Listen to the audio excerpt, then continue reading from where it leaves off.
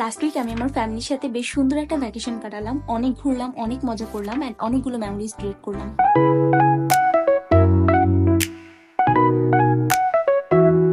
Today's vlog is all about my Coxbazar tour from beach vibe to fun moments. So let's get started. তবে চলুন আমাদের ট্যুরের প্রথম দিন থেকে শুরু করা যাক। আমাদের ফ্লাইট ছিল বিকেল 5টায় আর এখন বাজে দুপুর 3:30। আজ শনিবার বলে রাস্তায় তেমন কোনো জ্যাম নেই, মাত্র 25 মিনিটের ভেতরেই আমরা পৌঁছে গিয়েছি এয়ারপোর্টে। তারপর এখানে এসে আমরা আমাদের ফ্যামিলির বাকি সদস্যদের জন্য ওয়েট করছিলাম।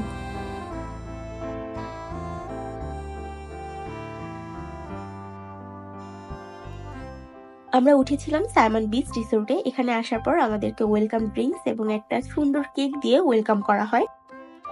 আর এটা হচ্ছে আমাদের রুম থেকে ভিউ। আমরা সাইমন বিচ রিসোর্টের প্যানোরামা ওশান সুইটের 3টা রুম নিয়েছিলাম আর প্রতিটি রুম থেকে এত সুন্দর ভিউ দেখা যাচ্ছিল।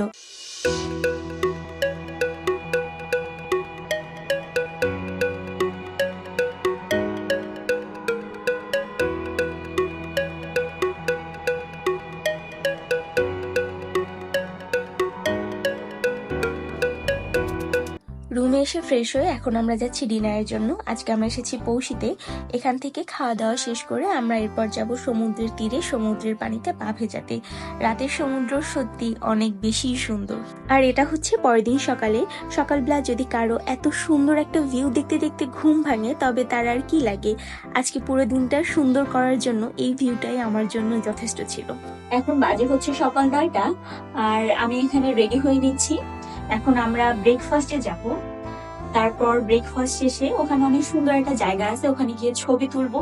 ছবি তুলে দেন রুমে এসে আবার ড্রেস চেঞ্জ করব। যদিও এটা হচ্ছে আজকে আমার দিনের আউটফিট। এরপর ব্রেকফাস্ট সেরে ছবি তুলে দেন হচ্ছে আমি আমার আউটফিটটা চেঞ্জ করে নিব। তারপর আমরা বিচে যাব।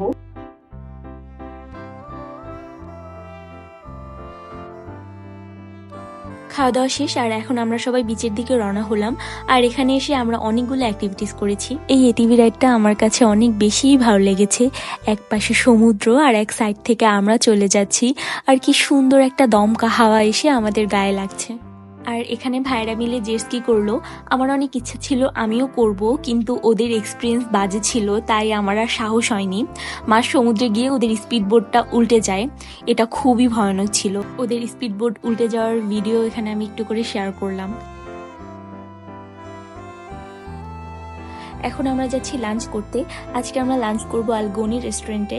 গতবার যখন এসেছিলাম তখন এখানেই লাঞ্চ করা হয়েছিল। এখানের খাবারের মান অনেক ভালো। বিকালবেলা আমরা সুইমিং পুলে নেমেছিলাম অ্যান্ড এখান থেকে সানসেট দেখতে এত সুন্দর লেগেছিল কি বলবো। আমরা এখানে এসে চটজলদি করে কয়েকটা ছবি তুলে নিয়েছি। এখন বাজে রাত 9টা আর আমরা ডিনারের জন্য এসেছি স্যান্ডি বিচ রেস্টুরেন্টে। এখানের পরিবেশটা অনেক সুন্দর ছিল। কয়েকজন ভাই মিলে এখানে গান করছিলেন। তাদেরকে গান গাইতে দেখে আমার অনেক গান গাইতে ইচ্ছে করছিল। পরে তাদের সাথে একটু করে গান গেয়েছি অ্যান্ড ডিনার শেষে আবার রুমে ব্যাক করি আমরা।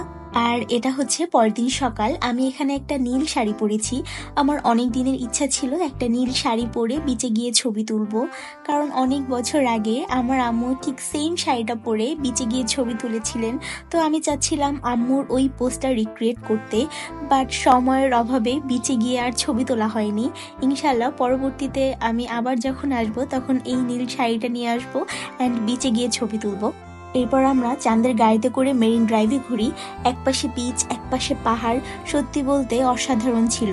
আরো বেশি অসাধারণ ছিল কারণ পরিবারের সব থেকে কাছের মানুষগুলো যখন এক হয়ে এত সুন্দর একটা ভিউ উপভোগ করি। এরপর আমরা লাঞ্চ করতে পালকিতে চলে আসি।